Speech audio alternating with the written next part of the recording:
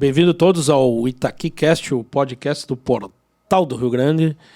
E vamos abrir falando dos nossos patrocinadores, aqui, nossos apoiadores. Alessandro Empréstimos consignados para aposentados e pensionistas do INSS e FGTS, professor, exército. Fica ali na esquina da Independência com a Castelo Branco ali. Quem quiser dar uma conferida nas redes sociais é @Alessandro Empréstimos, Alessandra _Empréstimos Itaqui. Quem quiser dá para conferir lá. Também aqui o nosso novo apoiador, um dos nossos novo apoiador, a Mecatron, né, que é sonorizações, estrutura, sonorização, luz, palco, tendas, tudo que você precisa para o seu evento, você encontra lá na Mecatron. Contato, informação é no Instagram lá, @Mecatron Sonorização. Só procurar lá o pessoal que precisar. A Vicência Cervejaria, né, que já é nosso apoiador, a cervejaria artesanal de Itaqui, que vende a Pilsen, a Viena, a APA e a Session IPA, até essas aqui que estão aqui. E vou dar um recadinho também da Vicência, né, que no dia 18/3, né, dia do nosso padroeiro, né, São Patrício, eles vão realizar um evento lá do St. Patrick's Day, que vai ter chopp verde lá, música ao vivo, e é ali no acesso sul, ali na cidade de Itaqui, ali, que reto ali, passando o exército ali, vai reto sempre lá que tu vai achar. E para quem quiser informação e ingresso, só chamar eles no WhatsApp lá, é o 55999638040, ou quiser também no Instagram lá, né, @Vicência Cervejaria, e lá pelo Instagram também eles informam. O Ike-Fome, né, o app de delivery mais amado de Itaqui, agora faz parte do nosso time, né? E o recado deles é que no Ike-Fome tem de tudo, né? Além de pedir comida, tem mercado, açougue, bebida, gás. Terminou o gás lá, antes do meio-dia, lá tu já liga lá, eles já levam. E é só abrir o Ike-Fome e pedir lá. Tem bebida também, conveniência, tudo isso.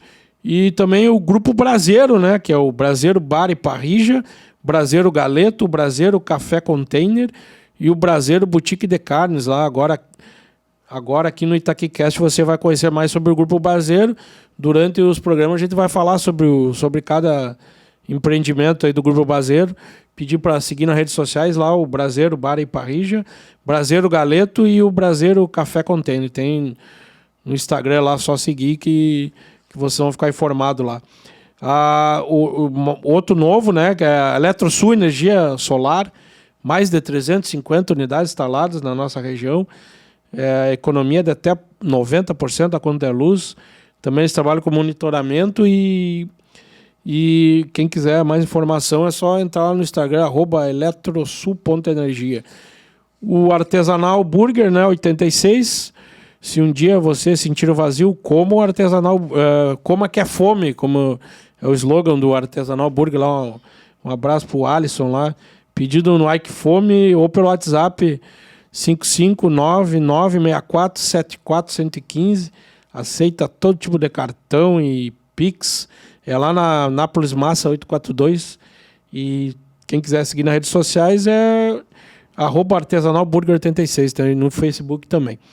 E o nosso grande apoiador aqui desde o início aqui, que é o nosso estúdio aí, o Execute Studio, estúdio para gravação de audiovisual, ensaio de bandas, lives e podcast, né? Quem quiser fazer um podcast aí sobre outro tema aí, porque por enquanto temos o nosso aqui, agora em breve vai ter outro aí, né, gurizada? Vai ter Então, quem quiser então ficar acompanhando lá é @_Execute. E aí, tudo bom, Tocô? E aí, Marcelo, tudo bom, tio? Nosso convidado de hoje aí é um cara da política, do futebol, e um advogado, né, bem conceituado na cidade, nosso amigo, né, Marcelo Guimarães Petrini. E aí, Marcelo, tudo bom, tio? Tudo bem, Toco. Obrigado pelo convite, ao Marcelo também, os guris da produção aí. Fico muito honrado, porque eu assisto todos os vídeos, né? Todos os entrevistados aqui. E são celebridades da cidade, né? É. E eu fiquei feliz com esse convite. Pô, os guris têm alguma consideração comigo, né? Porque me chamaram para essa conversa. E eu tô aqui, de peito aberto, conversar com vocês e dizer algumas coisas a respeito da minha pessoa, da minha vida e da cidade, quem sabe. O programa, na verdade, é teu, né, Marcelo? Porque isso aqui fica para posteridade, né? E vamos começar. Conta a tua história lá, de colégio, tua infância, Itaqui. Pois é, não, a minha infância é uma infância vivida toda em Itaqui, né? Eu sou nascido aqui, graças a Deus, com muito orgulho, com muita honra. Sempre disse por aí que eu era itaquiense e quando concluísse os meus estudos eu ia retornar para Itaqui. Não teria convite assim para eu seguir dos meus estudos, né? Que eu fiz em Santa Maria, para seguir dali para outro lugar. Então, a minha vida foi tão agradável em Itaqui, a minha infância foi tão feliz, com tantos amigos e tantos convívios salutares que eu acabei voltando para cá. Tu estudava onde aqui, Marcelo? Eu estudei no extinto Colégio das Irmãs Santa Teresa, né? Que era um colégio na época com muitas gurias, né? Sim, sim. E poucos guris. Nós éramos, na nossa turma, nós éramos 44, tinham 40 mulheres e 4 homens, né? E depois fui pro... Irmã Olga, irmã Marisa, a irmã Gabriela, várias irmãs ali que passaram, né? A irmã Olga acho que é a única que vive hoje, né? Ainda. Eu acho que sim. A irmã Marisa também acho que ainda é viva. E eu estudei no Oswaldo Cruz. Né? Tu faz o segundo grau em Itaqui? Eu faço o segundo grau em Santa Maria. Santa Maria. É. Eu fiz todo o ensino fundamental, que na época era o primeiro grau, né? Até o oitavo aqui? Primeiro grau. Até a oitava, né? Hoje não se fala mais, te chamo de antigo, né? É antigo. Mas era o ensino fundamental até a oitava. Eu fiz Oswaldo Cruz e Santa Teresa. Quando passei para o ensino médio, né, o segundo grau na época, eu fui para São Patrício, que era o meu grande sonho, assim, porque toda a turma era de São Patrício. São Patrício. Aquela banda maravilhosa, eu admirava e sonhava em estudar no São Patrício. Fui para São Patrício, porque na época meus pais queriam me mandar para Santa Maria já. E eu convenci eles que eu queria ir para São Patrício ao menos estudar um ano. Só que isso foi na década de 80, começam as aulas com um mês de período letivo, entra em greve. E aquela greve interminável, que na época durou 90 dias. Mas lá pelo dia 30... Mas não é a greve do Simon aquela? Eu acredito que sim. É a greve do Eu acredito que sim, é uma greve que durou 90 dias. E ali pelo dia 30, 35 da greve, o meu pai, já queria me mandar para Santa Maria, o meu pai me disse, não, agora tu não vai esperar essa greve terminar, porque isso aí vai atrasar tudo e tal. E aí eu acabei indo para Santa Maria. E fiz o primeiro, segundo e terceiro na época em Santa Maria. Mas eu tive uma passagem anterior em Santa Maria, eu tinha 10 anos de idade, e aí fui morar em Santa Maria. Meus pais me mandaram estudar lá, morar com os meus avós, né? Era uma criança. Só que uma criança longe de casa acaba sentindo muita falta de tudo, né? E acabei voltando. Então, na 5ª série, eu fiz Santa Maria, do ensino fundamental. E aí começou a minha vida em Santa Maria, né? Eu passei em Direito. Passou com que idade na faculdade? Passei com 18 anos. Na Federal? Na Federal. Porque Direito, na época, em Santa Maria, só existia na UFSM. Né? Só UFSM. Em Santa Maria não existia, hoje existe o UBRA e outras mais lá. Mas na época era só a UFSM. E passei lá, fizemos em 4 anos e meio, se não me engano, o curso. E eu, todo esse período, vivi Itaqui, né? Tudo que acontecia aqui, eu acabava vivenciando, porque eu sempre estava aqui. Planalto direto? Direto. Eu conheci cada buraco dessa BR aí. De 15 em 15 dias eu fazia o trajeto, fim de semana. E quando tinha época de política, então, campanha eleitoral, Tu sempre foi ligado à política? Sempre muito ligado. Porque na época que eu estou despertando para a política, nasce a liderança do ex-prefeito Silas Goulart. 85. Claro. 85. Porque em 85 ele é vereador, né? O doutor João Goulart, que era o irmão dele, que era um médico renomado, e era o político da família. O doutor João teve um câncer e faleceu jovem. É o nome da rua ali, né? É o nome da rua da Câmara ali. Doutor João Cisnando do Bal Goulart.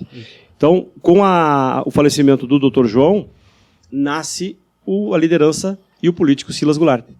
Em 85 ele disputa a prefeitura com o Tininho e com o doutor Ayup. E ali eu começo a me interessar pela política. e começam a me ligar. Guri, tu tinha o quê? Eu tinha 16, 17 anos. E aí eu comecei a me ligar na política e comecei a participar e admirar muito ele e me filiei no partido. Naquela época já, em 88, se não me engano. Me filiei no PMDB.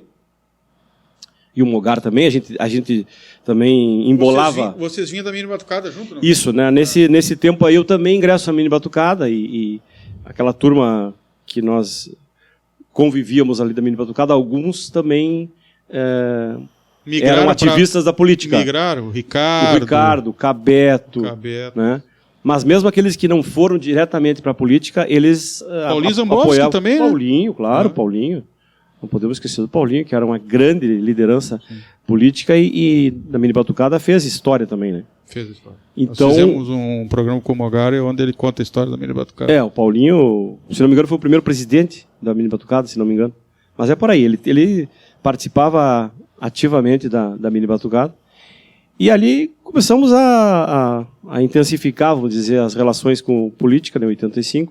Eu ainda estudava lá, em Santa Maria. Mas aquilo começou a trabalhar na tua cabeça, né? Porque tu acaba gostando, né? Política é um ditado batido, mas é a verdade, né? Política é uma cachaça, ela é um vício. Depois que tu entra nela, dificilmente tu sai, né? E se tu sai, tu quer voltar. Então, nesses tempos aí da década de 80 que nós começamos a nossa vida política, né? Em função do Silas. O Silas é que me levou para a política e me levou para o PMDB. Como é que era a tua relação com o prefeito? Pois a minha relação com o prefeito ela vem lá da infância, porque nós éramos vizinhos. Na minha casa, que eu ainda moro, aqui na Dom Pedro, na Dom Pedro ele morava ao lado. Prédio, tinha um terreno separava a nossa casa e a casa dele. É verdade. A menina dele foi minha colega, é verdade. Que hoje mora o Vicente. Isso. O Vicente Guterres mora ali, naquela casa. O Silas morava ali. Então eu tinha uma relação dele com ele como vizinho. Né? Na época ele nem pensava em política, ele era advogado e era contabilista. Nem ele pensava em ser político. Então a minha relação era maravilhosa com ele. Depois, na política, quando eu entrei verdadeiramente na política como vereador, que as coisas não foram tão bem assim. Porque houve alguns contratempos entre nós assim que nos afastaram um pouco. Mas o meu respeito com ele sempre se manteve. Houve um rompimento? Não, rompimento não. Não, é que na época, assim, vamos dar um pulo na história, né, já trazendo lá para 2000. Quando eu concorri a vereador, ele era prefeito e foi reeleito na eleição de 2000. Isso. Aquela que ele ganha do Bruno, né? Aquela que ele ganha do Bruno por poucos votos. E eu, o Sérgio Mota, a Nara e o Magro, nós elegemos e fizemos a bancada do PMDB na Câmara. Vocês fizeram 4 vereadores? 4 vereadores, mas na época eram 13. Sim. Na época eram 13. Então a nossa bancada era bem numerosa. Bem numerosa. E o Sérgio, eu digo isso porque o Sérgio sabe, e gosto muito do Sérgio, respeito ele, mas o Sérgio era um afiliado do Silas, né? Porque o Sérgio também foi para a política pelas mãos do Silas. O Silas que convidou ele foi secretário, foi chefe de gabinete, e o Silas se ligou muito a ele, né? E depois nós nos elegemos vereadores, e a nossa relação foi difícil porque me parecia assim que ele não dava muito espaço para mim. Eu fui o vereador mais votado da época. Eu tinha... Essa foi a que tu fez 1.800? Não, em 2000 eu fiz 969 votos. Mas fui o mais votado. E afora isso eu tinha uma relação boa com o Silas. Quer dizer, ele podia me dar mais espaço, né? Porque a política é compartilhar espaço. Eu sempre compartilhei dessa ideia de que na política, mesmo naquela época, não cabia mais caudilhos e ditadores. Tu tem que dividir espaços, tem que lotear os espaços. Tem que saber conviver com os teus companheiros e proporcionar para eles espaço para que eles cresçam. E me parecia que o Silas, na época, não fazia isso comigo, né? Ele privilegiava, entre aspas, eu digo isso de peito aberto, e porque digo isso para o Sérgio também, privilegiava muito o Sérgio, né? O Sérgio pedia algumas coisas para ele, né, de toda ordem, porque ele era vereador também, e ele me parece que era mais atendido. E eu ia lá, era difícil até de eu ser recebido por ele. E quando eu entrava no gabinete, parecia que eu era um intruso. Né? Mas mesmo assim, eu entrava lá, convivia e respeitava ele, porque ele nunca me desrespeitou de uma forma assim direta. Eu achava que ele poderia me dar um espaço igual ao que ele dava para o Sérgio. Então ali criamos uma certa animosidade. Mas eu não sei se animosidade é um termo meio forte, mas criou uma certa fissura entre nós, assim, uma distância entre nós. E como eu tinha no Mogar a figura também fora da política, já da mini batucada, eu buscava muito o Mogar, que era vice-prefeito eleito, reeleito. E o Mogar acabava, com ele eu criei relações políticas. Então tudo que eu precisava acabava desembarcando na figura do vice-prefeito, né? Quando também poderia, se as coisas ocorressem normalmente, poderia também o prefeito me ajudar. Então se criou aquela divisão, entre aspas, né? Eu e o Mogar e o Silas e o Sérgio, que depois foi resultar nas disputas internas do partido. Mas nasce aí essas diferenças e divergências internas do partido que resultaram numa divisão que tornou o partido bem menor, né? Hoje o partido, em relação ao nosso tempo, é um partido bem menos, embora com pessoas dignas lá dentro, inclusive eu participo ainda, mas o partido diminuiu de tamanho. Eu vou chegar lá, então, para nós não pular a história. Tu chega em Itaqui com 22 anos formado, né?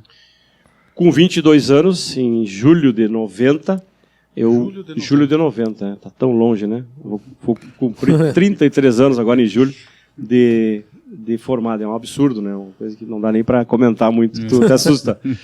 Mas eu chego aí que a gente estava conversando aqui fora do ar, que eu gostava tanto de estar aqui, queria tanto voltar, que eu não aceitei alguns convites que eu tive assim para dali de Santa Maria. Tu tinha convites para subir? Eu tinha para trabalhar com outras pessoas em Santa Maria mesmo, ou fazer um concurso e alguns convites assim que não incluíam Itaqui nos planos. Mas eu sempre rechacei qualquer possibilidade de não voltar para Itaqui, porque eu tinha esses planos de advogar, né, essencialmente advogar e ingressar na política. Na política. Esse era o meu grande objetivo. E aí tu começa a advogar aqui em qual área, no início? Na área, assim, ó, o advogado em cidade pequena, quando inicia, ele é um pau para toda obra. Clínico geral. Clínico geral. E o advogado novo, como todo qualquer lugar, sim, é aquela vítima dos advogados velhos, porque todo caso, aquele que ninguém resolveu, eles mandam para ti. Então, chega lá, os casos que percorreu todos. Cliente? Eu não me recordo. Era uma senhora, eu acho. Era uma senhora. Ainda bem, porque geralmente é parente o primeiro cliente, né? Mas até que não apareceram os parentes.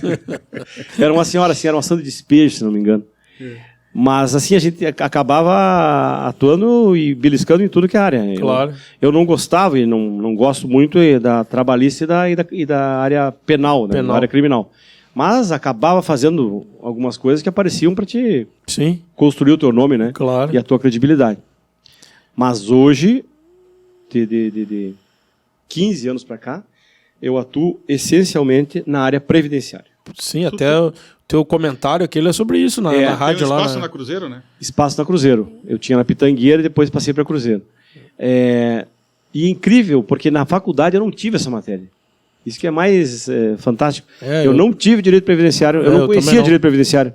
Não tive na faculdade. Esse direito, essa área do direito era optativa. Sim. Na Federal tu tinha que escolher 3 matérias optativas. Sim. Por semestre. Tinha que fazer as obrigatórias e 3 optativas. E o previdenciário estava nas optativas, mas eu nunca me interessei. Então eu cumpri 20 anos, 18 anos de vida no direito sem lembrar que o direito previdenciário existia. Sim.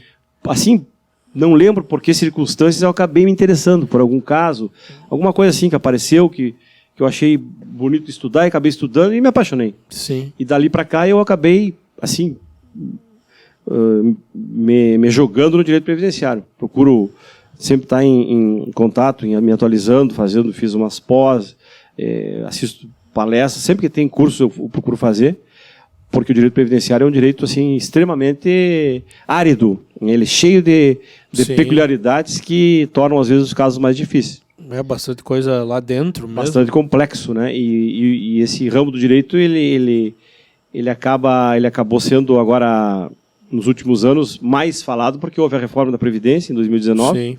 em novembro, né? E as coisas modificaram de uma forma muito, muito profunda. Então, hoje eu te digo assim que o direito previdenciário é a grande paixão Sim. que eu tenho dentro do ramo do direito. Legal. Até porque a área previdenciária ela é tratada na Justiça Federal. Sim. E a Justiça Federal ela tem uma tramitação muito mais rápida, assim. Agora que a Justiça Estadual migrou para o eletrônico, está acabando o papel. Mas até o ano passado era só a Justiça Federal que tinha esse sistema e que já vem de anos. Então trabalhar na Justiça Federal é uma maravilha, porque tudo é ágil, tudo é rápido. Mais rápido. Os julgamentos são rápidos, né? E então o uruguaiano acho que também não acho que eu lembro não tinha previdenciário também. Acho que nem professor tinha de previdenciário. É uma área que nem tributário. Claro, o tributário é muito mais rentável, né? Sim. Mas quem migra para a área tributária, ele vai ganhar dinheiro, muito dinheiro. Porque é um ramo que poucos atuam. Sim. E tu trabalha para grandes empresas e vai remunerar muito bem o advogado. O previdenciário, assim, ele é um ramo que é interessante também financeiramente, tem porque ele tem exatamente, tem um pinga-pinga que vai dando suporte para o escritório, né? É um bom ramo do direito, porque o direito infelizmente tem esse lado, né? O profissional liberal ele ganha às vezes 20 mil no mês, mas passa 6 meses sem ganhar nada. Sim, é verdade. Então, ele tem que adequar a sua vida a essa instabilidade financeira. E algumas ações duram 10, 12 anos, né? Foi um amigo meu, advogado, comentou que o criminal, o problema é esse, né? Que não entra, né? É difícil. Só incômodo e dinheiro, né? No criminal, eu imagino que seja por aí. Não atuo nessa área, mas pelo que eu vejo os colegas reclamar, assim, é difícil. É difícil. O pagamento é muito escasso, muito raro. O crime só se tu... O crime não compensa, de nenhum lado. Só se tu... Só o cacai pra ganhar dinheiro. Só o cacai, mas aí se encostou bem ali, né? Aí tu disse que tu te envolveu com o 14 de julho, Marcelo? Claro, porque na época que eu estudava em Santa Maria, o 14 ainda estava em atividade, né? E tinha ali uns amigos, o Silmar Soares, né, o falecido, o próprio Sapo, que depois foi presidente dele daqui, o Pazeto, que hoje vive em Santa Maria. Né? O Pazeto, irmão do Pazeto. O Pazeto, aquele que trabalhava na prefeitura. Isso. Né, que hoje vive em Santa Maria. Tinham vários amigos assim que eram da diretoria do 14. O Jair de Conto. O Jair de Conto também estava começando ali. E eu acabei me parcerando ali também, gostava de futebol, sempre assisti. Quando podia também dava uma olhada, viajava, né? E quando eu estudava em Santa Maria ainda. Depois sim, que eu me formei, que eu vim para cá, aí o 14 já estava sucumbindo. Tu chegou em 90 aqui, né? O 14 e 24 já estavam praticamente partindo para inatividade. E aí que a Ceri está aqui. Em 91 que monta aquele... Claro. Aí tu já te envolve no primeiro ano? No primeiro ano já me envolvo. Tu vai para a área jurídica da Ceri está aqui? Na verdade eu era um intrometido na diretoria, porque eu não ocupava nenhum cargo direto. Eu não tinha... Assim, mas eu me recordo, tu atuando direto. Né? Mas eu estava em tudo. Viajava todas as viagens de 91, 92 e 93. Tu viajou? Todas as viagens. Claro. Eu conheci todo esse Rio Grande e algumas cidades fomos 10 vezes, 12. Carazinho, nós íamos 6 vezes por Iam lá ano. apanhar do Cercelo. Lá era difícil jogar. Mas não era tu que fazia as defesas, aquelas na Justiça Desportiva da Ceri aqui? Não. Mas tu era o diretor jurídico? Não, nada. Eu era um convidado. Quem me via de fora achava que eu era da diretoria, que eu era ligado ao futebol. Uma vez eu não sei porque que eu achava que era tu que fazia as defesas ali. Não. Eu viajava direto, mas as despesas da minha viagem eu que pagava. Era tudo. Tu meio atuou naquela área junto com o Jair ali, não atuou? Como eu acabei me colando no Jair, né? Me fixando mais no Jair, porque tinha uma amizade maior com ele, eu acabava assim, participando de algumas decisões, né? A gente compartilhava algumas coisas. E na própria viagem, eu acabava convivendo com os jogadores e com a diretoria. Então, eu era tido como um diretor, mas na verdade eu não tinha cargo nenhum. Eu só era um intrometido que procurava ajudar. Sim. Procurava estar sempre junto, sempre apoiando da forma que eu podia na época a diretoria, a direção. Os bastidores, então tu assistiu muito bastidores, né? Direto. Vivemos bons e maus momentos. Aquela foto da Copa... Nerelli? Na Guaratuba. Guaratuba, tu aparece no Paraná, claro. o jogador, né? Eu tô lá, que ele tá aqui, venceu a Ser César na final. Isso, que tá o 8-5. Pazeto com o chapéu Isso. aquele. Até foi interessante, porque no Gauchão, uma semana antes, nós tínhamos levado uma lambada em carazinho deles. Isso. Tipo um 5-1, uma goleada e claro. uma surra lá. E na semana seguinte, nessa Copa de Guaratuba, nos encontramos com eles na final. E a Sertaqui venceu, acho que 8-5. 8-5. Então foi uma festa, foi o primeiro título da Sertaqui. Isso. Foi uma festa, assim, foi uma viagem longa, né, no Paraná, Paraná. mas que voltamos comemorando. Aquele time do Ser César era bom, né? Era muito bom, era um time que sempre incomodava. Glauco, goleiro, Alberto, Tete, Armando. era um time bom. Armando, Carlinhos. Eles tinham um quinteto muito bom. Exato. É. Né, eles não tinham um banco, mas o quinteto jogava há muito tempo. E o técnico, acho que era o Jarico. Era o Jari da Rocha, o Jarico. Exatamente. Ele era o técnico. Conviveu muito com o Eugênio Portillo, então. Claro, muito. O Eugênio, pessoa fantástica, infelizmente nos deixou cedo, né? Cedo. Mas era um cara, era mais do que um atleta, né? Que foi atleta também, foi goleiro. Ele era mais do que um treinador. Brasileira. Exatamente. Ele era um cara assim, era um ser humano. Era um cara do bem, era um cara família. Sabe? Um cara que valia a pena conversar. Tu ganhava minutos com ele conversando. Essa semana eu postei uma foto na academia com a camisa da Enxuta que eu ganhei de presente dele em 94. Eu guardei, faz 29 anos que eu tenho essa camisa guardada. Ganhei dele de presente ali terminou o jogo, ele veio na tela, que eles jogaram uma semana antes aqui, e ele veio na tela e me disse, sábado que vem, que eles voltariam, né? Eu vou trazer uma camisa pra ti. Me disse na tela, assim. Digo, tá. Terminou o jogo do outro sábado e ele veio, vai lá no restaurante que eu trouxe a camisa pra ti.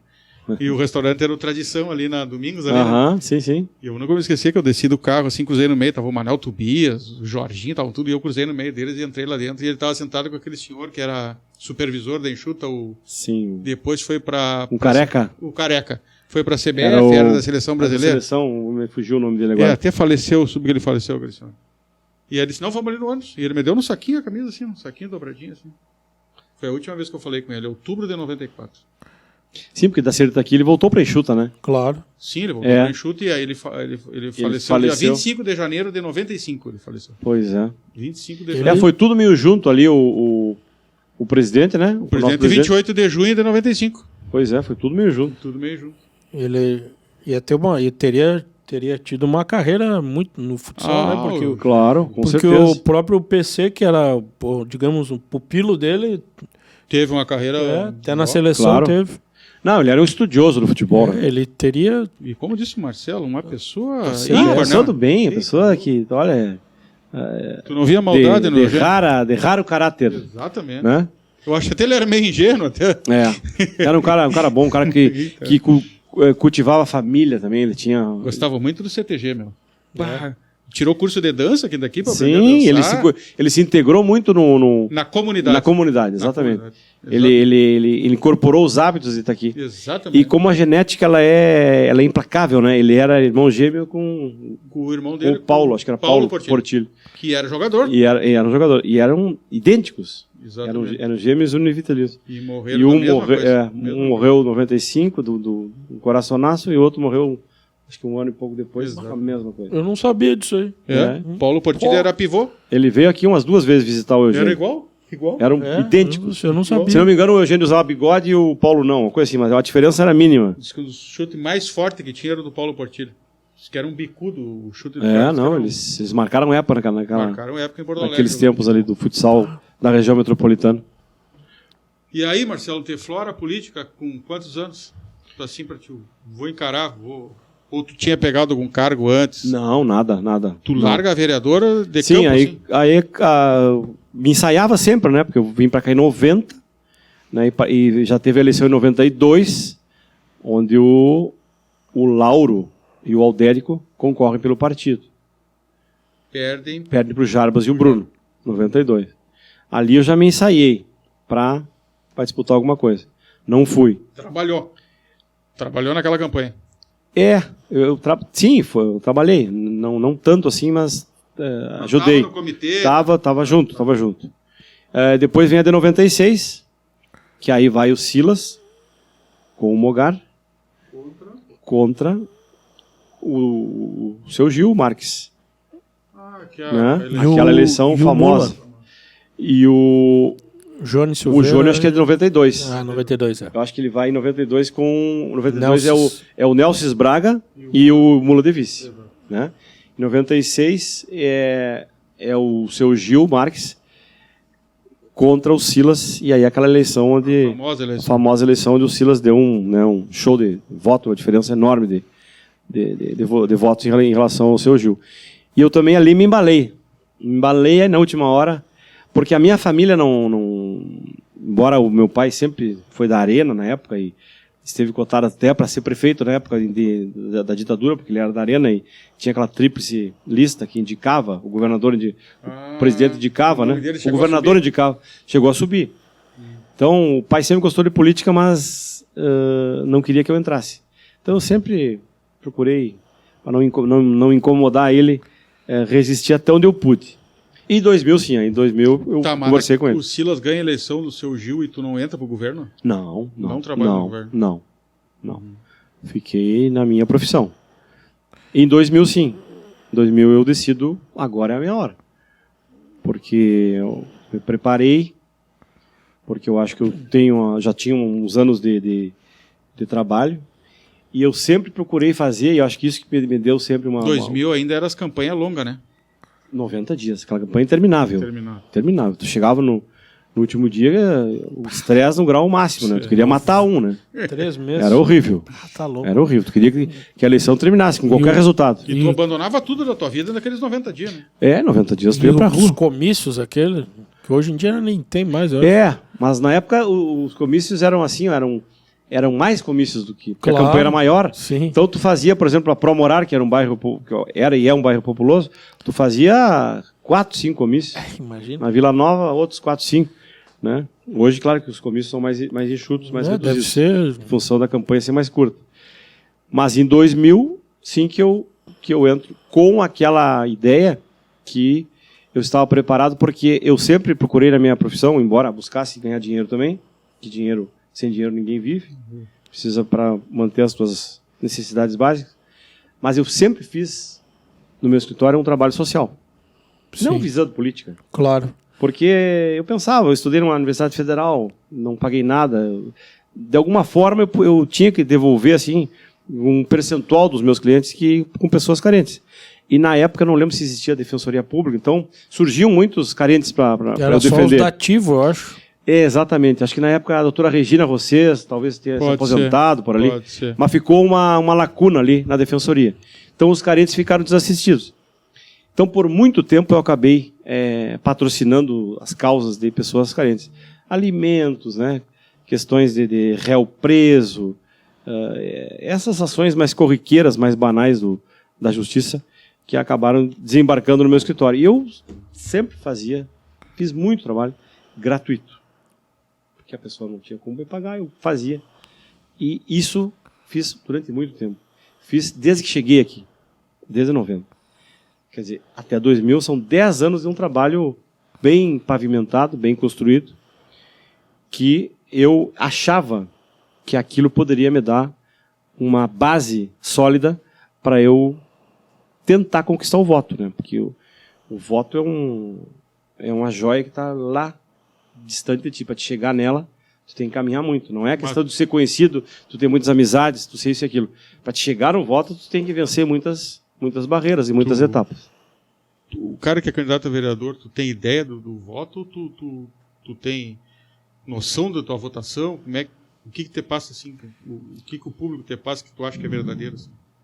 Olha, é difícil tu ter uma noção do voto, né? Porque como uma cidade pequena e as pessoas não querem se incomodar, elas acabam escondendo um pouco a preferência do voto.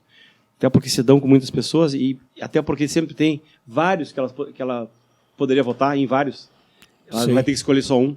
Então ela acaba, sabe, escamoteando, assim, e vai te gerando uma expectativa de que aquele voto é teu, mas na verdade muitas vezes não é. Né? Então é difícil tu ter uma previsão, fazer um prognóstico do que tu tem de voto. Eu acreditava que por esse meu trabalho eu tinha uma base boa. Mas eu me recordo dessa eleição de 2000 que os caras falavam que tu era um cara novo ainda, né? E os caras 2000 eu tinha 32. tu era um cara novo. Ainda é, né, Marcelo? Sim. Os caras falavam que tu era o cara que ia ser mais votado, eu me recordo. E aí tu fez 900 e poucos votos. 969. Sim. Porque na época, agora voltando ao início, né, o Silas era o prefeito e o Sérgio era o candidato do Silas. Sim. Né? O afiliado. O afiliado, claro. Mas tu fez mais votos que o Sérgio, né? Fiz mais votos que ele. Ele fez uma votação estupenda também. Mas eu acabei sendo o mais votado. E fizemos uma bancada de 4 vereadores. 4 vereadores, de 13, né? De 13. Era a nossa bancada e a do PDT eram as mais numerosas. Eles também fizeram 4? Eles fizeram 4 também. Mas era guerreado. Era uma Câmara de muito embate. Tu chegou a ser presidente da Câmara, Marcelo? Não. Não? Não. E eram 13, né? 13. Eram 13, mas a oposição era sempre maioria, né? Nas 2 vezes que eu fui vereador, eu tentei acho que umas 2 ou 3 vezes. Ser presidente da Câmara? Mas assim, sabendo que não ia conseguir vencer, mais para marcar território, para marcar posição. Mas nunca conseguimos porque sempre que eu fui vereador, né, a minha bancada ela era minoritária no conjunto. O Mogar comentou conosco no podcast dele que quando ele foi vereador ele sentia o mesmo problema que tu está falando, minoria, que ele não desenvolvia o trabalho dele lá dentro da Câmara porque ele se sentia, sabe, Sim. meio bloqueado. Cerceado. Cerceado. Exatamente essa palavra. Tu sentiu isso aí nos teus 8 anos que tu teve de vereador? A política é cheia de curvas, né? Cheia de armadilhas, né? E, infelizmente, né, na política as pessoas se revelam. Né? O caráter das pessoas aparece muito, muito cru para ti ali, né? Mas, claro que tem. Sempre tem alguém procurando puxar o teu tapete. Isso aí é tradicional da política. É difícil não ser sempre a oposição, né? Claro, porque eu era assim, no meu primeiro mandato, eu era situação. Não, sim, mas oposição na Câmara, que eu digo. Sim, e sempre fomos oposição. Não, ser minoria, na Câmara, quis dizer. Minoria. Na primeiro mandato, eu era o representante da situação. E o Silas era um prefeito, todos nós conhecemos, muito polêmico. Sim. Ele criava fatos políticos todo dia. Então, nós acabávamos tendo que fazer a defesa dele lá e... Tinha que se estressar com muita dificuldade, porque em algumas situações ele não tinha razão mesmo, e nós tínhamos que procurar construir uma defesa para não deixar ele tão mal, né? No segundo mandato, eu sou o vereador da oposição. Não, cerveja, né? Não, eu vou pro Marcelo, 2 copos. Eu sou o vereador da oposição. Tá. No segundo mandato, eu sou o vereador... O prefeito Gil. Prefeito Gil. E eu sou o vereador da oposição. E aí claro que a minha postura muda. Aí eu tenho que ser oposição, eu tenho que procurar, né, apontar os Mas equívocos vocês não da eram administração. maioria, né? Não, nunca fomos maioria. Pois é. Nunca fomos maioria. Inverteu e vocês não conseguiram. Não conseguimos. Não conseguimos maioria. E aí que eu tentei 1 ou 2 vezes ser presidente e nunca conseguimos conciliar as bancadas para fazer com que eu fosse eleito. Nessa tua legislatura de 2008, era tu e quem os vereadores do PMDB? De 2012. 12. É. É a eleição aquela que o Jarbas ganha e não assume, né? Exatamente. É a eleição de 12. A bancada diminuiu bastante. Lá em 2000, éramos 4. Tá, em 2012, tu, o Sérgio, a Nara... Era E eu, o o Sérgio, a Nara e o Magro. Tá. 2012 era Tá bem. eu e a Luísa. Só tu e a Luísa. Só nós três. Não, dos nossos dois, Tá. desculpa. Teve um hiato aí, ó. Eu vou...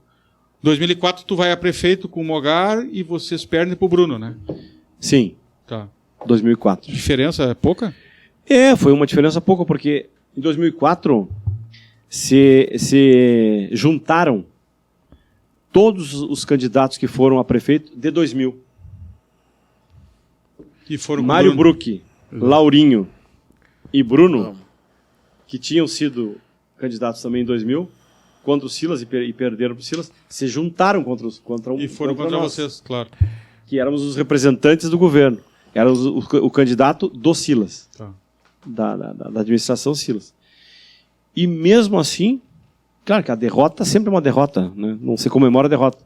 Mas nós perdemos por 2.100 votos. Tá. Vou só atrapalhar Diferença vocês pequena. para até alcançar aí, para te provar o nosso patrocinador aí, Tá. a Vicência Pilsen aí, ó, só Esse que é a cerveja mais suavezinha, né? Mais...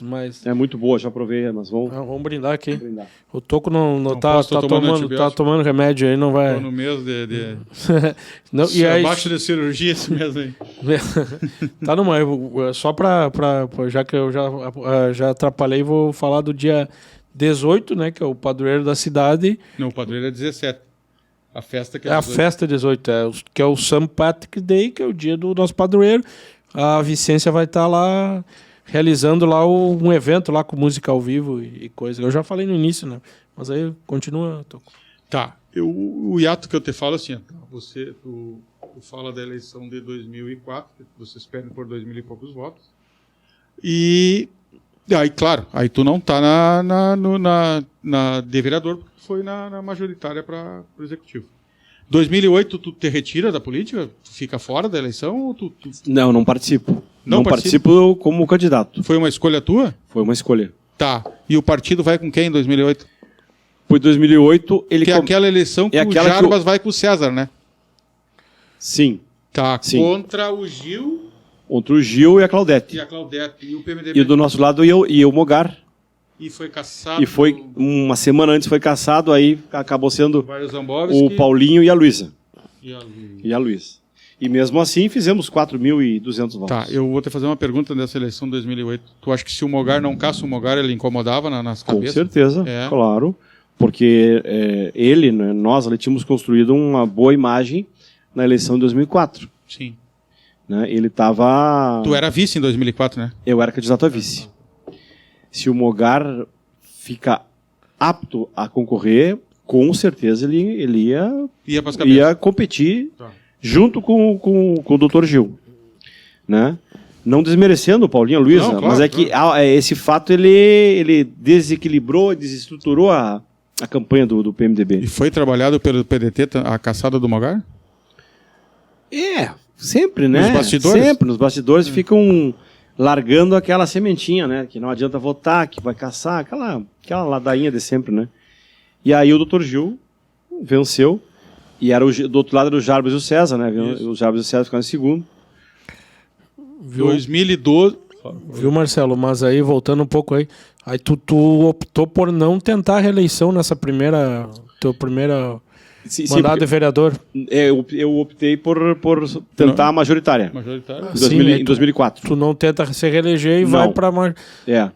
Que foram, e nas duas situações que fui vereador, eu adotei a mesma postura. Sim. Eu, de vereador, fui para majoritária. E Sim. acabei rodando nas duas. Tá, e só que, para não passar, né, que nós tinha conversado fora do ar, tu foi mais votado da história, né, de Itaqui. Que é na que eleição de 2012. Claro, em 2012, Sim. quando eu volto, né, eu criei um hiato ali de 8 anos. Né, porque em 2004 eu disputei e perdi. Aí vocês vão coligados com Fiquei o fora. PP, né? Coligados com o PP, Que o Mota vai de vice do Jarbas e Vice do ganha a Jarbas. eleição e não assume, né? ganha a eleição e aí acaba caindo no tribunal. Tá. Tu é o Aí vereador assume mais o votado Dr. da Gil. história de Itaqui ali, com 1.800 e poucos votos. 828, que o 29 não conta porque era o meu, né? Então, 1828.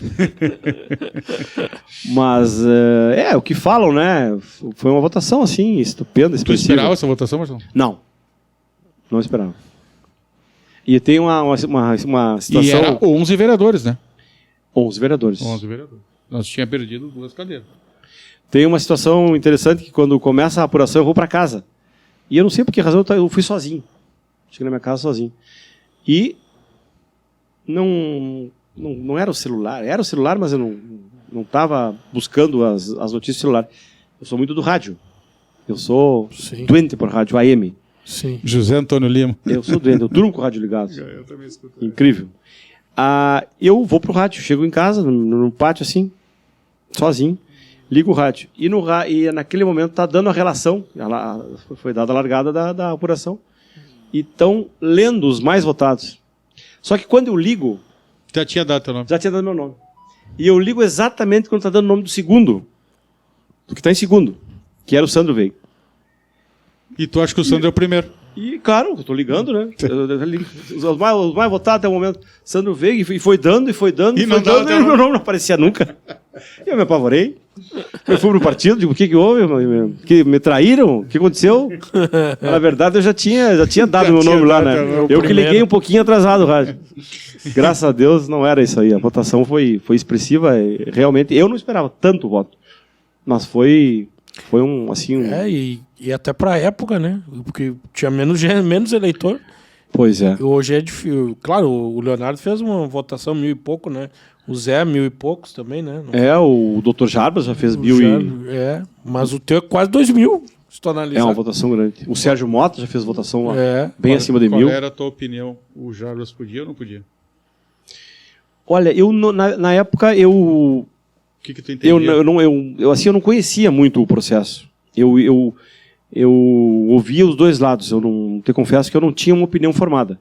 E eu não estava muito assim procurando focar muito nessa questão, porque isso tirava muito a atenção da campanha. Era muito usado isso pelo adversário, que iam caçar o Jarbas. E eu procurava, assim, a minha equipe de trabalho, eu procurava fazer com que, claro, que trabalhasse pela majoritária, mas que procurasse focar na campanha do vereador. Porque, independente do resultado, o vereador tem que ser eleito. Né? Sim. E, então, a gente ouvia dos dois lados, porque a gente tem amizade com os dois lados. E o lado de lá dizia, não, pode tu tá mais contar focado. Que isso aí eles vão caçar, não vai assumir. E o lado de cá, os companheiros diziam, não, fica tranquilo que ele vai assumir. Então, diante dessa convicção dos dois lados, eu ficava muito na dúvida. Depois, claro que na hora do julgamento, lá no tribunal, você viu claramente Fala que... aquela do STF lá. Aquela da lã e saiu da tosqueado, né? Ali que apareceu bem a matéria, né? Matéria do que se tratava. Eu, na época, eu participava de uma confraria de jogar canastra lá no Zequinha, lá na Nápoles Massa, lá. E um dos nossos companheiros era o Doutor Américo. Sim. E ele dizia, sou amigo do Jarbas, já avisei ele vai ser caçado, ele não tem como escapar dessa. Ele tinha uma explicação, porque ele estava cumprindo a pena, aí foi suspensa a pena, aquela parte que foi suspensa não ia contar e tal. Não, a tese dele era uma tese muito defensável, respeitável. Era o que ele dizia. Só que o tribunal entendeu o contrário e não deixou ele assumir. Exato. Aí assumiu o Dr. Gil, tendo perdido a eleição. Eu vou voltar um pouquinho na eleição de 2000 ali, que o Silas ganha, mas depois é cassado. Sim. Tu participou daquilo ali, né? Claro, em janeiro de 2004, né, há o julgamento e o Silas é cassado. E janeiro de sai. 2003. 4, no ano da eleição. No ano da eleição. Tá. E tem uma outra situação também que eu vou contar, que talvez não tenha contado ainda. Em 2004, assume o Bruno. E eu era vereador. Na Câmara, tem a posse do Bruno. E a Câmara lotada de pedetistas. Sim. Lotada de pedetistas. Que foram nossos adversários lá em 2000 na eleição de 2000. Isso. Né? Que a eleição a campanha era uma guerra, né? E daí... Era um Grenal. Meses iam ser teus adversários de novo, né? Sim, seriam meus adversáris. Então o clima aquele era um clima de efervescência, né? Hostil total. E o doutor Silas nos deu uma ordem para os vereadores. Vamos prestigiar vocês não vão prestigiar a posse do prefeito. Eu digo, eu vou prestigiar. porque eu sou vereador, acima de tudo, eu tenho que respeitar o poder legislativo. E eu lembro que quando eu entrei, bom, isso eu contrariei essa ordem, né? E criei minha cabeça no partido. Foi só tudo o partido? Eu acho que sim. Eu acho que sim. Quando eu entrei na Câmara, assim, foi aquela surpresa, né? Que ninguém esperava que algum vereador, algum representante do... Ninguém esperava um gremista no meio da torcida do Inter. Exatamente. Então, foi a política proporciona algumas situações assim que acabam te marcando, né? A expressão, a fisionomia daquelas pessoas. Mas pesou, mas ao mesmo tempo acharam bonito aquele meu gesto, né? De colocar os cargos e os poderes acima de tudo, claro, né? Acima das pessoas, acima das nossas diferenças políticas. Então, claro que eu senti um olhar assim inicial sim, pesadão, hostil. Exato. Mas depois me parece que houve um apreço pela minha atitude de ter ido. E não me arrependo. Não me arrependo porque acho que fiz certo. Claro. Agora eu vou voltar à eleição de 2012. A gente gravou 2 podcasts aqui com o César e eu acho que o do Mogar. Os dois... O César, eu tenho certeza que ele falou isso aí. Que na véspera da eleição de 2012, na sexta, se eu não me engano, teria havido uma reunião no partido e o Jarbas teria aberto na reunião, entregado para o Mota seu candidato, porque a eleição estava ganha já, a foto ia ser do Jarbas, tudo. Sim. 2 dias faltando. E o Mota não teria avançado, ficou quieto na hora e o Jarbas foi. Tu soube de alguma coisa ou tu estava na reunião? Não, eu não estava na reunião, ouvi falar. Ouvi falar, não posso dizer que isso aconteceu. Os rumores, eles eram latentes na época dessa situação aí. Porque a eleição estava ganha, né? Estava ganha, faltava 2 dias. O Jarbas... Que havia ele retirado na reunião e sugerido para que o Sérgio aceitasse o candidato. Que ele não teria aceito, mas isso aí eu não estava presente, não posso dizer que houve. São apenas boatos da época, né? Aí, em 2016, tu volta para majoritária, mas aí vai na cabeça, né? Aí vou na cabeça. Aí com o Mogar aí ao contrário, o Mogar tá fora da política, né? Tá no escritório dele trabalhando. Teve uma resistência enorme no início dele, não admitia a ideia de concorrer, né? A nada. E eu e alguns amigos fazendo aquele trabalho de convencimento. E eu, além dos argumentos que eu usei, eu usava para ele assim, eu fui teu parceiro lá em 2004. Dizia para ele, fui teu parceiro. Eu abri mão, entre aspas, que política... De uma reeleição a vereador? Política nada é certo, mas abri mão de uma possível reeleição a vereador, e acho que esse argumento pesou. Abrir mão de uma possível reeleição a vereador em 2004, que estava bem encaminhada, para ser teu parceiro. Fomos e concorremos, perdemos, mas de cabeça erguida. E agora é a nossa vez de novo. Né? Tá fora da política, tu é um cara bem conceituado, que as pessoas têm um grande carinho por ti e tal. E ele aquela ideia foi sendo trabalhada, ele foi se convencendo e fomos. Só que enfrentamos um adversário duríssimo, né? Sabe qual é a imagem que me passa dessa eleição de 2016, né? Isso, 16. Que o mito Jarbas, que tinha saído em 96 da prefeitura, e depois não tinha conseguido, tinha perdido uma eleição, tinha ganhado e não assumido, não sei se mito era a palavra certa, mas queriam mais 4 anos deles. Mito não, né? Porque aí vai achar outra coisa. Mas eu quero dizer assim, que o povo queria aquela... Claro.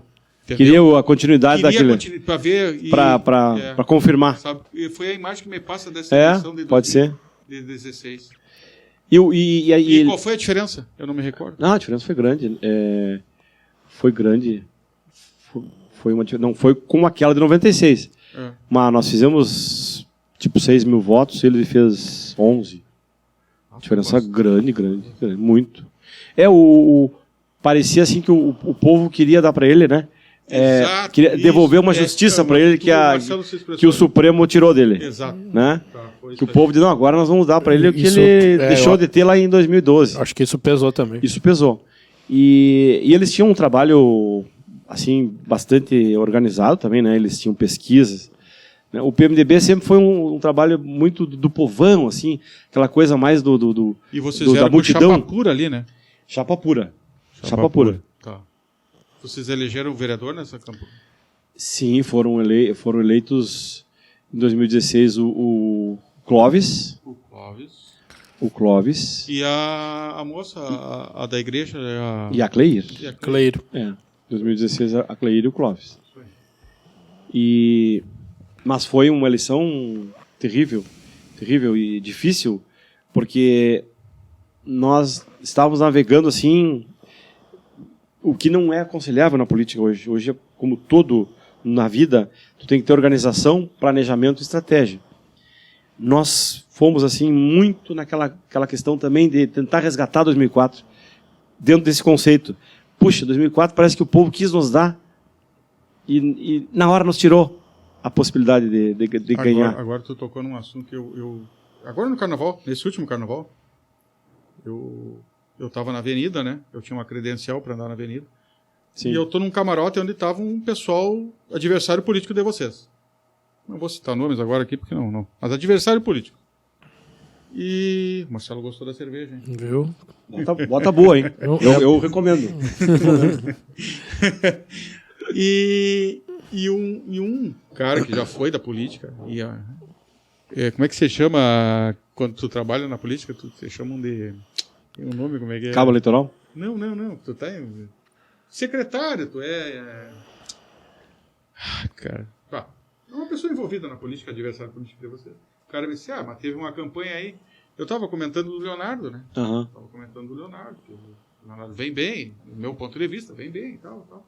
Digo, não, mas o prefeito está bem, não sei o quê. O cara disse, não, mas o Petrinho também, em 2004, estava com a eleição ganha e perdeu a eleição, me diz o cara. Uhum.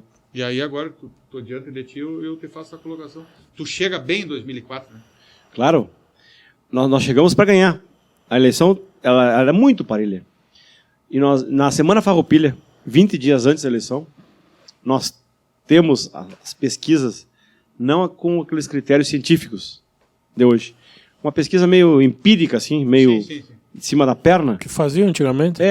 Que estava para nós. Nós tínhamos uma vantagem.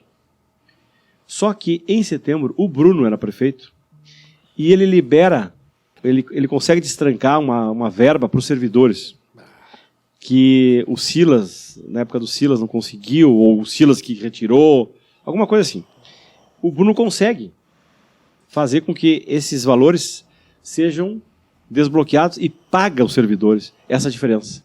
Boca da eleição? Na boca da eleição. Não foi uma coisa proposital, claro que não houve uma fé, mas deu a coincidência do Bruno, que era o prefeito da época, conseguiu pagar essa diferença, que eram valores significativos. E me parece que este fato teria virado a eleição. Porque os servidores, claro que ficaram muito agradecidos por aquele gesto. Sim. E eu tenho assim uma convicção de que este fato que ocorreu na Semana Farroupilha, ou seja, 15, 20 dias antes da eleição, ele determinou a virada, a mudança do resultado. Marcelo, aí tu perde a eleição de 2016 e te retira da política? Sim, em 2016 me retiro, como fiz em 2004 também, me retirei. Agora, nessa última, tu nem pensou em? Não. Nem pensou? Não, nem pensei em. Eu vou chegar no ponto que eu quero chegar, mas eu ainda quero te fazer uma pergunta. O PMDB, o partido de vocês, o 15,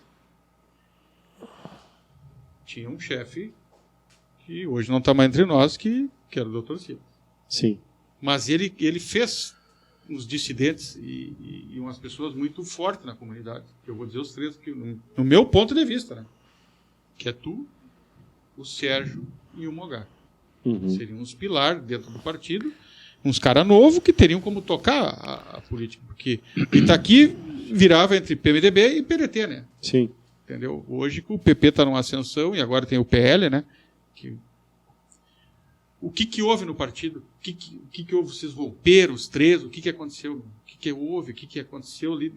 Que o partido parece que ele... Hoje, claro, tem uma vereadora, que é a Daniela, e o vice-prefeito do PMDB. Mas eu não quero dizer que o PMDB acabou, né? Mas eu quero dizer que era um partido estruturado, era um partido... Ele murchou muito. Exato. Ele murchou. As diferenças... Porque eu sei que vocês três são PMDB. Claro, somos. Exatamente. Eu sei que os três são PMDB. Eu, na pior época, assim, ó, que pessoalmente eu tive no PMDB, que foi essa época que eu era... Incrivelmente, eu era vereador, mas foi uma época mais difícil. Porque eu tive esses embates com o Silas. Claro. Né? Eu jamais cogitei a possibilidade de sair do partido. Jamais. Então eu sou, desde 88, filiado. E o Sérgio teve um problema lá, né? Que nós vamos chegar em seguida aí nele. Mas também é de coração, ele é PMDB. E o Mugar nem se fala. O Mugar tem o PMDB, tem carimbado na testa, né? Embora ele também tenha as suas mágoas. Aqui perde muito com a saída do Mugar na política. Com certeza. O Mugar é uma enciclopédia. É um cara fantástico. É um cara... Só tem adjetivos positivos para qualificar o Mugar, né? É um cara do bem. E competentíssimo, organizado. Se eu não me engano, Marcelo, o Mugar fala no podcast dele que chegou uma ala do PMDB e pediu para vocês darem um tempo, mais ou menos isso. Eu não sei se estou usando... Não, ele fala dele, né? Que ele sentiu que os jovens queriam oportunidade. Não, ele fala que chegaram nele e disseram, ó, Mugar, eu acho que agora chegou o momento das pessoas mais novas e ele prontamente disse que então tá, se é pro bem do partido eu saio fora. Comigo assim não aconteceu diretamente. As urnas, vamos dizer, disseram para mim me retirar, né? Eu não sei, o Mugar também tem as suas mágoas em relação ao partido, óbvio. E tanto que ele está bem retirado. Mas eu não, embora às vezes me afaste um pouco do partido, eu sempre estou junto com o partido. Sempre apoio, sempre tô com eles e eventualmente sou chamado, né, para participar de alguma reunião. E tu é da majoritária do partido? Não sou da executiva do partido, não sou. Não, hoje não sou. Mas o pessoal sempre está me convidando para algumas decisões mais difíceis, pedem minha opinião, é isso aí. Sempre está acontecendo. Tu falou que a política é uma cachaça. Os teus planos para 25 ou 26? 24, ano que vem? 24. Tu vai estar dentro. Eu estou pensando em voltar. Teu pensamento é pro legislativo? Não, legislativo, não. Eu vou te dizer aqui, vou dizer para vocês uma coisa que eu digo só em casa, em família.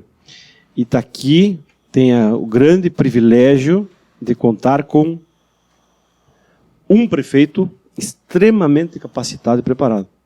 E mais, Itaqui tem 2 prefeitos. Ou 3.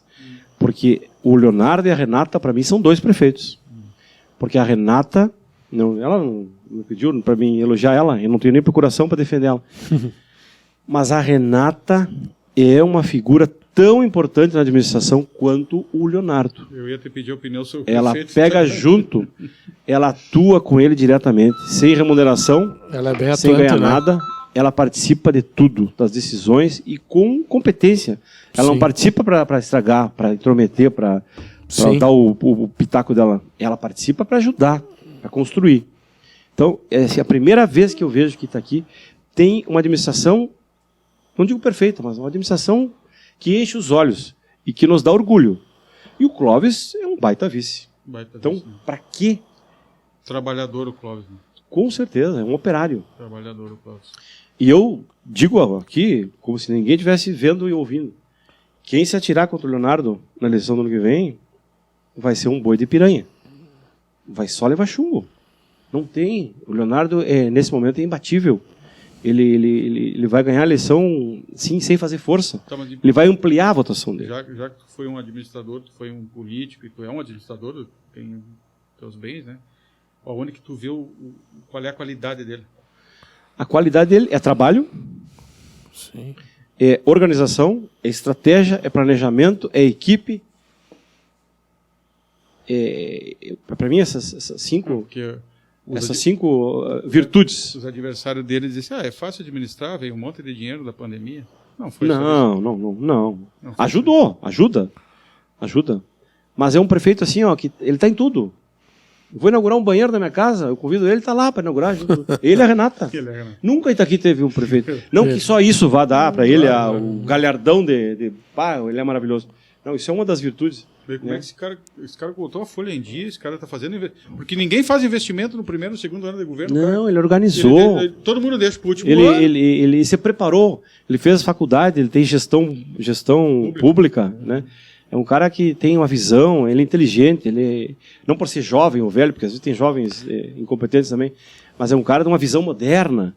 Né? Ele introduziu em Itaqui aquela visão das coisas novas, de colocar as máquinas na rua, que as pessoas enxerguem a administração trabalhando. Né? E não tem polêmica em rádio, não tem polêmica em lugar? Tem, um cara do bem, um cara conciliador. Né? Então, assim, ó, fechando o parênteses de elogios ao Leonardo e a Renata. Parece que eu vim aqui só para elogiar. Não, mas é preciso dizer isso. Claro. Porque tu me perguntou eu ia perguntar se a minha ideia era legislativo ou executivo. Jamais executivo. Porque ninguém pode ousar hoje de pensar em tirar o Leonardo da administração. Ele precisa de mais 4 anos. Itaqui precisa de mais 4 anos dele na administração. Desses 3 que eu comentei aí, eu acho que é um pilar dentro do PMDB, né? Tu é rompido com algum dos 3? Não. Não, com o Sérgio a gente teve problemas assim, ó, dentro do campo de jogo. Mas fora do campo, gosto muito do Sérgio. Gosto muito do Sérgio, um parceirão. Um cara, gente finíssima. Mas na política a gente teve problemas. Teve problemas que redundaram em coisas desagradáveis para mim e para ele. Pessoal, nada? Não, pessoal, nada. Nada. Sim. O quê? Não, não, pode seguir, tá bom a conversa aí. Não, é que senão eu tomo conta da conversa e... Marcelo, aquela parte ali, ó, do Grisotti, tu achou injustiçado naquilo ali? Não. Tu pode nos contar aquela história? Né? Claro, eu agradeço até a tua pergunta, porque isso é uma coisa que aconteceu na minha vida, desagradável, muito triste, mas que eu te digo assim, ó, de peito aberto. Quem me conhece, e tu me conhece, o Taco também me conhece, sabe que eu sou um cara do bem. Eu sou honesto. Eu não sou da falcatrua. O que aconteceu? Aí vamos chegar na questão do Sérgio. O Sérgio, em 2016, ele apoia o Jarbas. Ele sobe no palanque do Jarbas. Contra eu e o Mogar. Passada a eleição, eu, como presidente do partido da época, eu abri um processo de expulsão do Sérgio. Que, além de ter apoiado o Jarbas na eleição, ele tinha um cargo no município. Cargo do Estado. Cargo público. Sim. Ele tinha um cargo pago pelo Estado. O governo do Estado da cota pessoal do deputado Gilberto Capone, PMDB. PMDB, o cara de Passo Fundo, se não me engano. Daquela região, de Sertão ali.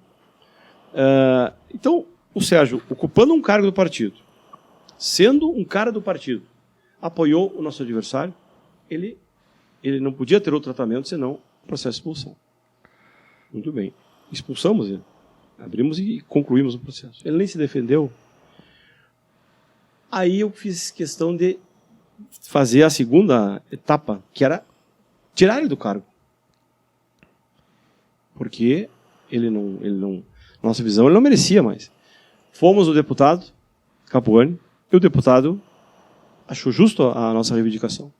E me disse exatamente assim: Marcelo, tu não quer pegar esse cargo? Eu nunca tive cargo público. Os cargos que eu tive foram de eletivos. Sim. Eu digo, mas deputado, eu não tenho... O que esse cargo é? Não, esse cargo do Sérgio, bem assim, é um cargo decorativo, aquelas coisas feias da política, mas que acontece. Decorativo, é um cargo só ali para ficar na região, uma coisa assim, sem cumprir expediente. Eu digo, não, tudo bem, não atrapalhando a minha profissão, fico. Mas fico por pouco tempo. acabei pegando o maldito cargo, que era do Sérgio, de toda a polêmica. Mas era para mim ficar 3, 4 meses até ver um outro para fazer a ponte. Nós queríamos retirar ele do cargo. O objetivo era esse. E eu peguei o cargo. E foi passando, e de 4 viraram em 10 meses. Quando recebo a visita Do Grisotti. Mas eu não tinha noção do que eu tinha feito. Porque na minha avaliação, claro que era super errado. Isso eu disse na época. É errado, é feio e é ilegal. Mas era normal aquilo. O Sérgio tinha o cargo. Eu ia levar do jeito, fazer a transição para um outro. Para mim, eu não estava cometendo nenhuma ilegalidade, nenhuma imoralidade. Tanto que eu dizia para todo mundo. Eu dizia abertamente. Eu não escondia. Eu não fazia escondido. Eu dizia para todo mundo, não, a gente fez assim, porque essa história eu contava. O governo Sartori, né? O governo Sartori. Então, isso que aconteceu. E aí veio toda aquela confusão, que eu não esperava nem que acontecesse a confusão, e muito menos a repercussão daquilo. Porque assim, a repercussão foi... vocês não têm noção da repercussão para mim. Eu fiquei assim, chocado com o tamanho... Não, na hora... Quando ele te leva o microfone, tu te dá conta que é ele. Não, ele é assim, eu estou no meu escritório trabalhando, com a sala de espera cheia. E a minha secretária atarantada ali, passando um, passando o outro.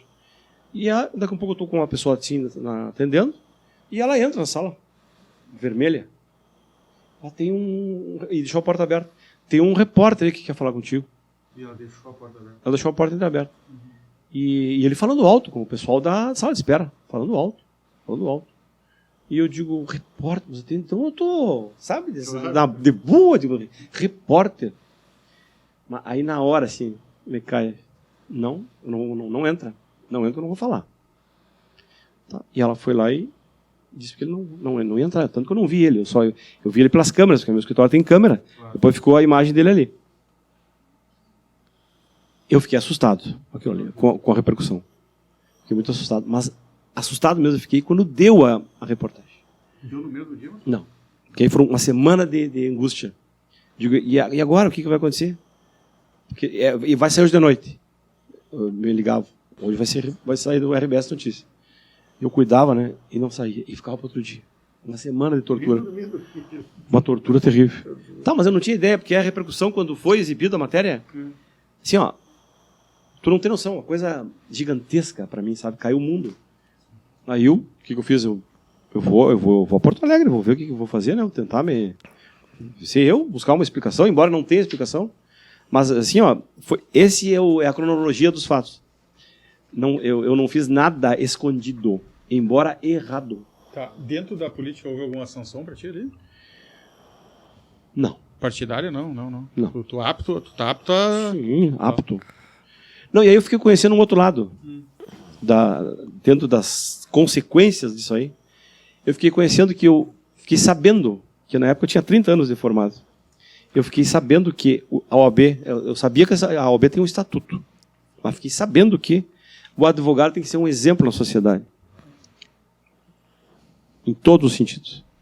O advogado ele não tem que ser só bom advogado e honesto na profissão. Ele tem que ser um exemplo para a sociedade. Porque eu me incomodei mais com a OAB do que com qualquer outra coisa. Porque a OAB criou um processo ético contra mim para me expulsar do quadro de advogado. Sim. Incrível. Eu achei assim, não, eu vou me incomodar com o Ministério Público, vou me incomodar com o partido, vou me incomodar com todos, menos com a OAB.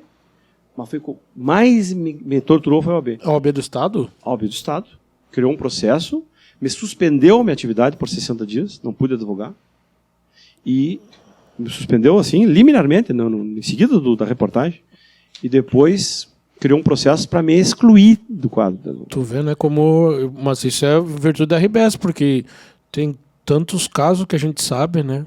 Pois é, mas o processo era de exclusão do quadro. De coisas gravíssimas e não acontece nada. E aí que eu fiquei sabendo, olha o estatuto, o tal artigo ali que diz que o advogado tem que ser um exemplo para a sociedade em todos os segmentos. Esse cara chega em ti através da denúncia, né? Mas eu nunca procurei saber, porque a pessoa também que fez a denúncia fez, claro, movido por algum sentimento de ódio em relação a mim. Mas o que ela fez foi certo. Né? Foi evidenciar uma coisa errada, e eu estava errado mesmo. Tanto que eu me autopuni, entendeu? Eu me autopuni porque, além de eu ficar num constrangimento total com as pessoas, porque eu tinha que enfrentar os amigos, né, os conhecidos. Mas tu teve muita força de amigo teu, não teve? Não, com certeza, mas eu me envergonhei. Sim. Até aquele amigo que me deu força, eu me envergonhava perante ele, porque eu pensava dele, tá me dando uma força porque é meu amigo, mas ele sabe que eu estou errado. Né? Então, eu me autopuni de que forma? Eu vou me retirar. Política nem se fala.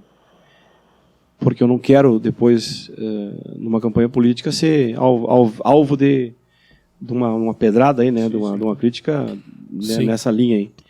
Então, fiz um período de abstinência, um período sabático.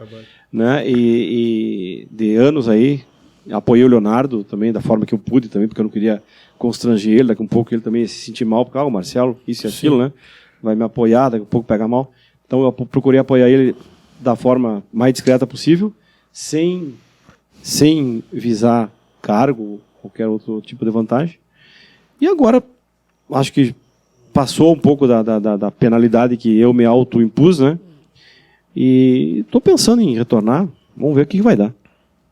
Mas foi um fato assim desagradável e que manchou a minha vida, sabe? E que eu me arrependo hoje de ter feito isso. Porque a gente, que nem tu diz, né? Isso aí a gente sabe que sempre aconteceu, né? E na verdade é um cargo... E acontece? Temos aqui exemplos aconteceu bem conhecidos. No mesmo cargo, né? Teve um constrangimento com outra pessoa, né? Claro. Com o Marcelo, né? Claro. Tubarão. Claro. É o mesmo cargo, né? É o mesmo cargo. Cargo. O cargo que eu ocupei, depois foi dado pro Marcelo. Só que o Marcelo cumpriu o expediente. Claro, o Marcelo fazia Não, é outro o que eu deveria ter feito. E que o Sérgio deveria ter feito antes. Também é. Só que não foi feito porque era dessa forma. Não, ele é um cargo meramente decorativo. Assim, técnico, que tu vai visitar a região, mas não precisa cumprir expediente. Mas que nada, foi um pepino que não tem tamanho. Tu acha que mudou muito a política da vez que tu parou para agora? Não mudou muito. Da última vez que tu teve? Não, né? Acho que não mudou muito. Continuam as mesmas. As redes sociais estão mais ativas, né? Sim, as redes sociais é o fato novo aí. E hoje as notícias são muito mais rápidas, mais imediatas, né? E a rede social hoje assim como ela te ajuda, ela te detona, né? Ela te puxa. Porque hoje em dia qualquer um te diz, né, o que ele quiser a teu respeito. Todo mundo é juiz Todo mundo é juiz da vida alheia. Da vida dos outros. Mas é isso aí. Eu conto essa passagem triste, mas nunca escondi ela de contar. Nunca procurei escamotear, porque, como eu disse, eu sempre fui um cara do bem. Sempre fiz as coisas certas, família boa, um cara honesto. Trabalhador. Família tradicional, né? Tradicional, cara conhecido em toda a cidade aí. Já que eu não vou conseguir... cair nessa pegadinha que eu mesmo criei. Sim. Não culpo ninguém. Eu mesmo criei. Já que eu não vou conseguir trazer teu pai aqui, eu queria que tu contasse um pouquinho a história, que ele é o arrozeiro mais antigo. Né? O seu Ângelo Petrini é o arrozeiro mais antigo. Ele é 58 anos plantando ininterruptamente arroz. É o lavoureiro vivo, logicamente, né? Que nós temos a cidade que planta arroz há mais tempo. Tu comentou que ele ainda vai na lavoura até hoje, né? Claro, a vida dele é lavoura. Não, a época da aguação dá uma volta ali, anda na lavoura. Ele não sai nunca da lavoura, inverno e verão. No inverno ele já está preparando também, né? tudo. Ele não terceiriza, não delega para ninguém, é ele que faz tudo. Capaz, né? Com 80 anos. Mas é uma enciclopédia também. Não é porque é meu pai, mas é um cara que me aconselha muito. Chegou para nós nos bastidores que teu pai chegou a jogar na base do Grêmio, fez um... Ele tem uma carteirinha lá, mas acho que ele mais atocha do que... Ele tem uma carteirinha que ele mostra lá sempre para nós. Né? Não sei se é verdadeiro aquilo ou é Paraguai. Teve na escolinha lá. Ele passou na frente ali, ele comprou uma carteirinha. Acho. Tu tem alguma coisa? Não, acho que tu vai seguindo aí na tua cronologia política aí. Das histórias, só em Itaqui existe, né? Existe a história de uma carta que tu recebeu, algo parecido. Nossa, Carta anônima. Isso aí são os resquícios da política. Na política tu acaba fazendo algumas inimizades, né? E tem um cidadão aqui da cidade que ele vai assistir essa podcast aqui e vai ver saber que é ele que eu estou falando. Que ele criou um ódio em relação a mim e a minha família que ele procura de todas as formas me prejudicar, né? E ele fez várias tentativas assim, de me prejudicar. E uma delas foi essa carta que ele mandou, mas só que ele teve a infelicidade de ir no local que tinha câmera, e ele está identificado. E uma outra tentativa de maldade dele foi que ele usou meu CPF, ele foi num órgão público de Porto Alegre, pegou o Wi-Fi eu não vou dizer do que, porque se eu disser da onde eles vão identificar quem é e o que ele faz. Pegou o Wi-Fi desse órgão público e entrou no portal da Polícia Federal e usou meu CPF como se eu estivesse denunciando 8 pessoas de Itaqui. O Toco.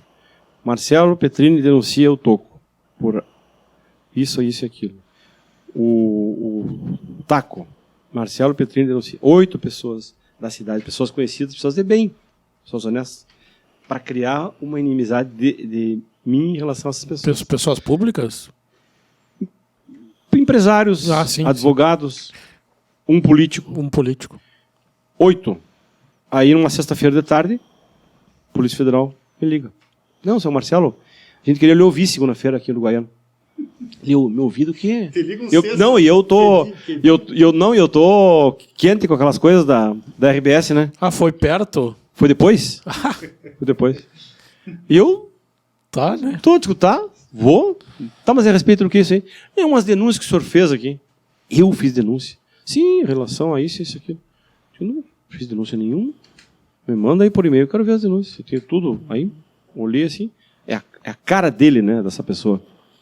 Que o Toco fala aí das maldades da carta e outras coisas mais. Então, assim, são passagens que a gente acaba vivendo, né, em razão da vida política, da vida pública, que tu acaba te atritando com algumas pessoas e essas pessoas não têm assim, o discernimento de avaliar que aquele atrito que tu teve com ela fazia parte do cotidiano da vida. Sim, ficou ela interpretou de uma forma assim, totalmente raivosa, errada, e te elegeu como um inimigo para toda a vida. E quer te prejudicar de todas as formas. Até... A polícia te ouviu na segunda-feira? Sim, eu fui lá porque eu quis... Aí eu inverti, né? Porque aí não, agora eu quero identificar quem fez. Eu tenho uma suspeita. E aí pedi pro delegado, e o delegado identificou o Wi-Fi de quem é. Agora eu tô atrás do IP. Do IP ou do... isso aí tá rolando ainda. Tá rolando ainda, do IP ou do celular dele que identifica o aparelho. Mas eu sei quem é, eu só quero identificar, né? Sim. Infelizmente é por aí. Tu acha que a rede social vai... na eleição piora ou melhora alguma coisa? A rede social de hoje, né? Porque... Não, a rede social melhora. Melhora muito. Acho que é melhor? Melhor porque tu divulga o teu nome, a tua proposta, né? Mas toda essas brigas e coisas, tu acha que... Tem esse outro viés aí da rede social, mas eu acho que ela mais ajuda do que atrapalha. Sim.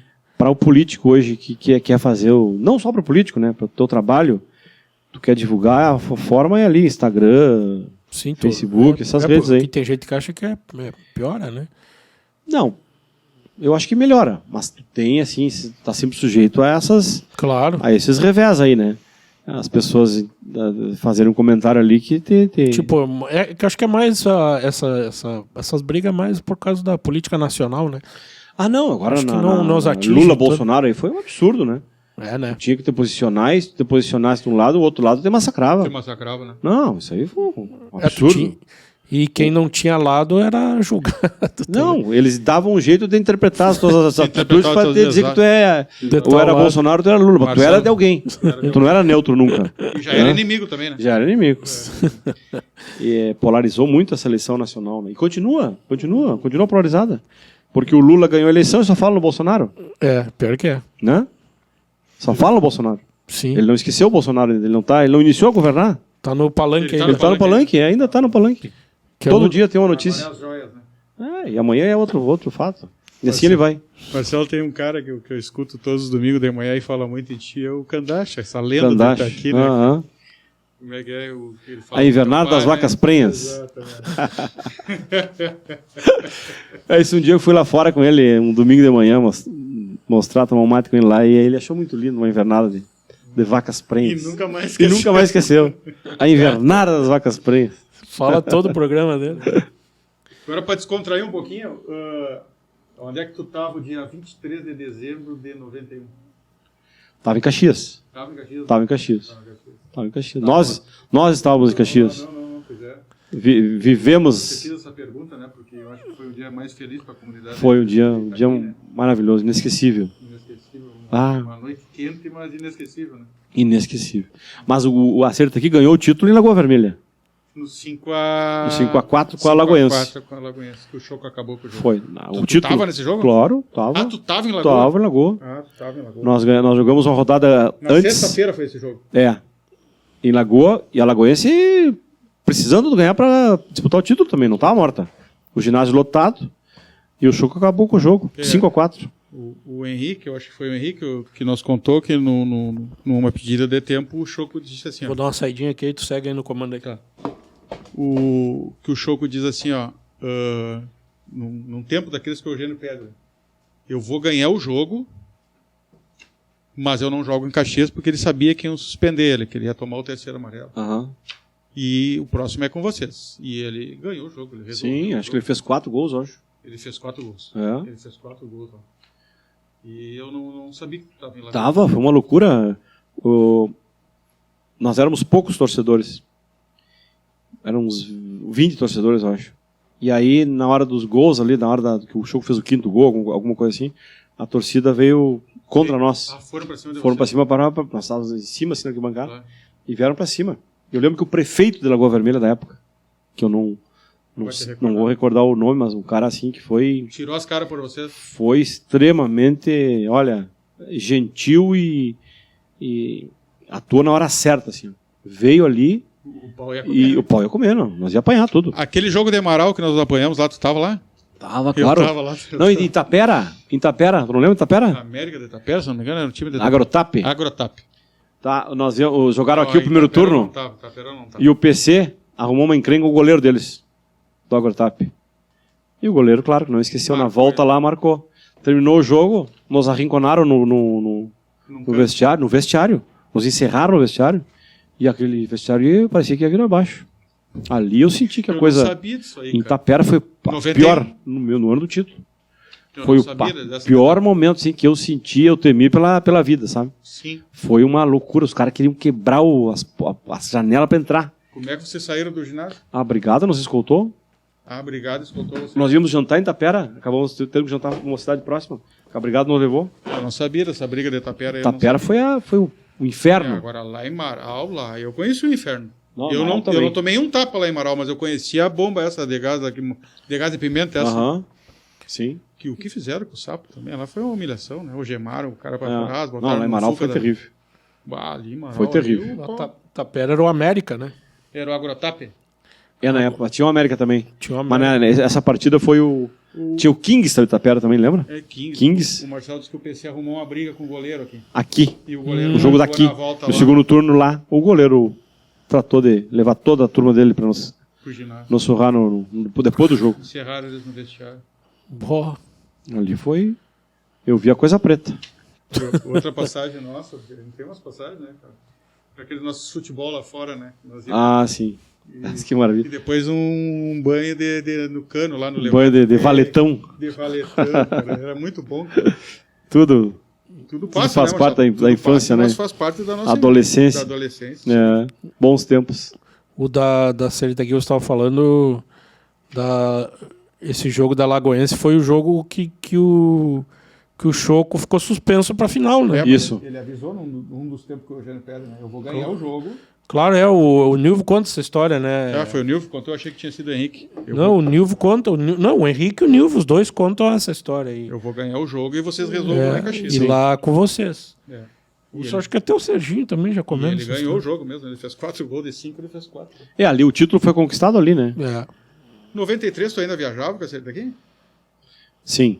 Eu fui em Lagoa naquele jogo que o Leandro foi 5 alguma coisa também na semi, cara. Na semi lá em 93 que o Leandro fez Acabou com o jogo. Acabou com o jogo. O Rabicó jogava na Lagoa. E o Leandro acabou com o jogo, cara. Sim, nós fomos vice em 92, 93. 92, 93. 94 começou a cair um pouco.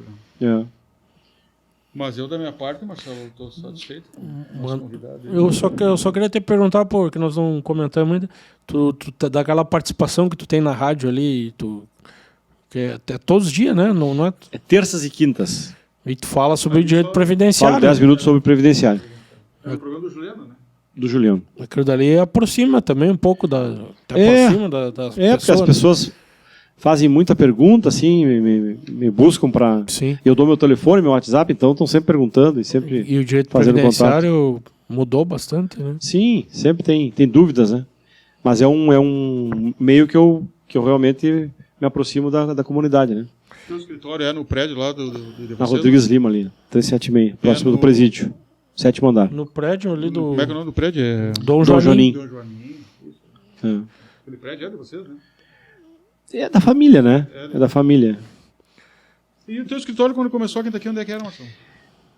Ele começou... Nós tínhamos uma imobiliária, lembra? A imobiliária São Patrício. São Patrício. Que na época existia a consultora São Patrício. Exato, Sim. exato. E a consultora criou um braço. Sim. Criou um braço um imobiliário. Verdade, E ali ao lado do comercial, um daqueles sobrados ali do Saiago, claro. era a São Patrício Negócios Imobiliários. É E o mesmo. meu escritório era lá em cima. Exato. Agora, Eu trabalhava na imobiliária e tinha o meu escritório ali. exatamente, isso aí. Ali foi o primeiro. Teu pai teve Lugar. uma passagem pela Argentina também, foi Teve. meio precursor na lavoura. Eles construíram uma barragem lá de Guaviravi, Guaviravi, que até hoje serve dezenas de produtores. Né? E plantou uma época e depois se retirou. Não sei se tu quer acrescentar mais alguma coisa. Não, eu me senti honrado de vir aqui hoje. Bom, então Conversar com vocês. nós queria te agradecer, né, pela disponibilidade principal, né, que sabe que todo mundo tem compromisso bastante hoje em dia. Sim. Queria te agradecer a tua disponibilidade aí e era isso, né? E uma boa sorte ano que vem, hein, Marcelo? Sim. E que tenha boa sorte na política aí. Política, hein? Tá bem, obrigado pela atenção de vocês e espero que as pessoas tenham gostado. E gostem na hora curtir que lá, né, Não, Marcelo? foi boa a conversa. Não? enxerguem o vídeo. Tem que se inscrever no canal do Inscrever no canal, curtir lá, dar o joinha e ligar a notificação lá. Então, para encerrar, eu só quero agradecer aos nossos apoiadores aqui novamente, né? A Alessandro Empréstimos, a Mecatron Sonorizações, a Vicência Cervejaria, o Ikephone, o app de delivery mais amado de Itaqui, o Grupo Brasileiro lá, um abraço ao Duda lá, a Eletrosul Energia Solar, ao Artesanal Burger e ao nosso estúdio aqui, Execute Studio, nosso primeiro apoiador. nosso GC, nosso Eu agradecer programador aí. ao GC da técnica aí. E eu queria dar o último recado, que novamente falar sobre o St. Patrick's Day da Cervejaria Vicência, que será realizado no dia 18/3. Vai ter chopp verde lá, que é uma tradição do St. Patrick's Day. Eu vou dar uma dica, Marcelo. Sim. Quem sai em direção ao Parque do Sindicato, né? Isso, Na curva do lixão lá, cruza reto. cruza reto. Cruza reto. Exatamente. E vai ter lá música ao vivo, essas coisas, tudo aí. Quem quiser, só entrar no Instagram lá da Vicência, lá que tem todas as informações aí. E gostou da cerveja, Marcelo? Muito boa. Excelente. Eu já conhecia, já sou apreciador dessa cerveja. Produzir ele tá aqui, né? Pois é. Tem que Tá. apoiar, o pessoal tem que prestigiar e apoiar essa marca aí. Tá bem, então tá. Queria agradecer a todo mundo, agradecer a audiência e um abraço a todos. Obrigado.